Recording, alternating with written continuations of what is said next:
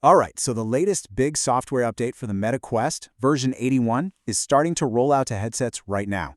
And let me tell you, it is packed with features that are genuinely going to change how you interact with your headset. So let's break it down. You've probably seen that notification pop up.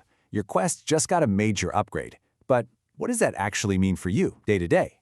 Well, we're going to dive into the key features that are making your VR experience more personal, way more seamless, and honestly, a lot more powerful. Okay, first up, let's talk about the place you land every time you put on the headset, your virtual home. It's getting a serious makeover, giving you a ton more freedom and control than ever before. The first huge change is how you get around. You know, you've always been stuck just teleporting, zipping from spot to spot in your home environment? Well, that's over. With version 81, you can finally enable full, smooth locomotion.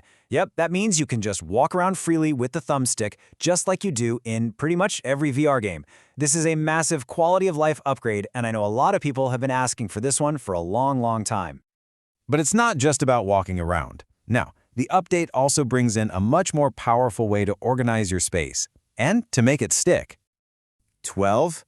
That number right there, that's the new maximum number of windows you can pin and anchor anywhere you want in your home. And believe me, this is a total game changer for customization. So the really key word here is persistence. It means you can grab app windows, your browser, maybe a media player, and just stick them wherever you want. You can resize them, create the perfect layout for you, and then here's the magic part. You can jump into a game, play for an hour, and when you come back, everything is exactly where you left it. It's a huge step towards turning your home space from just a pretty background into a genuinely useful, personalized virtual dashboard.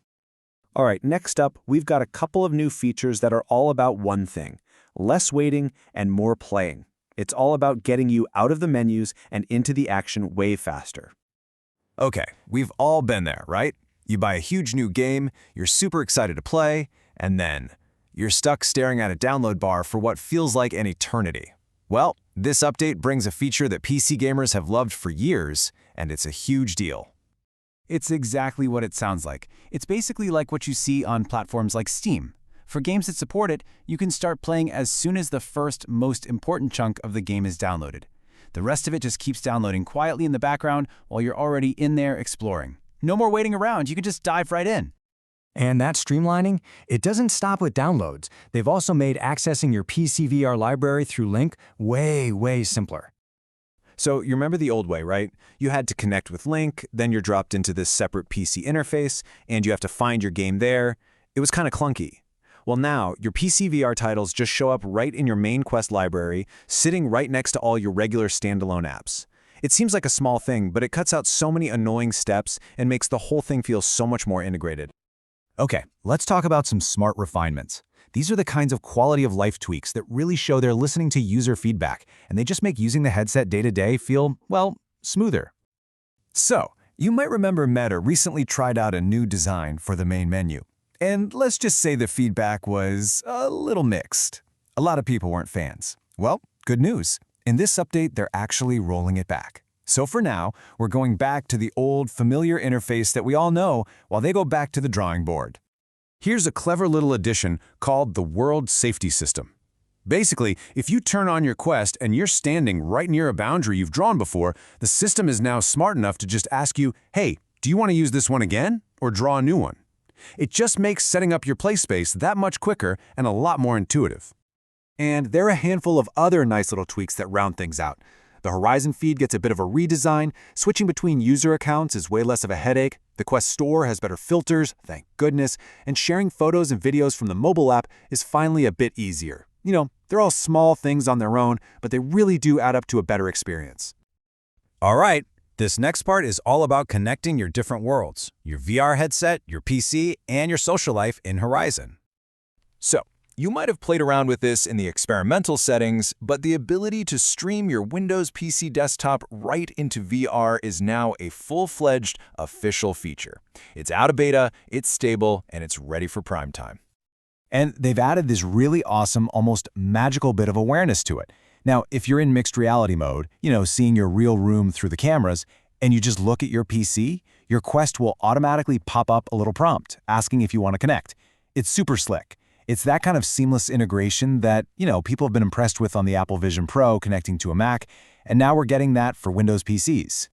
Horizon Worlds is also getting some pretty big upgrades. The whole focus here is clearly on making the social experience bigger and better. The main central hub, for example, is now a much larger world that can hold up to 120 people at once. The Events Hub is getting a redesign for live shows, and that cool Hyperscape capture tool for creators, that's getting rolled out to more people. Okay, so we've gone through a lot of features, but what does it all really mean? Let's zoom out for a second and look at the big picture here and what this says about the future of the Quest. When you boil it all down, this update really pushes things forward in 3 main areas. First, you've got way deeper personalization with that new home space. Second, you have much more convenience when it comes to gaming. And third, you get stronger, more seamless connectivity between your headset, your PC, and your social apps. And here's the thing, these aren't just a random collection of small improvements. They're all foundational pieces. They're deliberately pushing the Quest to be more than just a gaming console. All of this is turning it into a much more capable and versatile spatial computer.